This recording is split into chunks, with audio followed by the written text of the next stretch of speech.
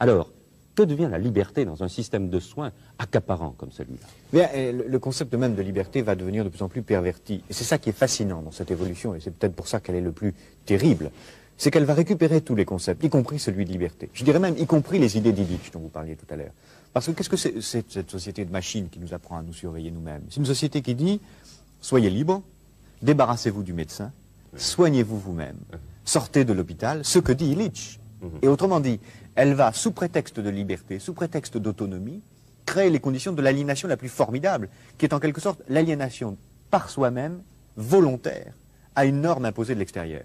On nous dira, il ne faut pas fumer, pas conduire, pas boire, mais aussi pas avoir tel gène dans sa structure héréditaire.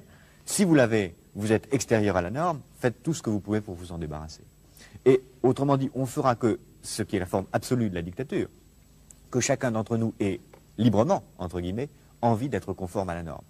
Que chacun d'entre nous ait librement, entre guillemets, envie de se comporter comme un esclave.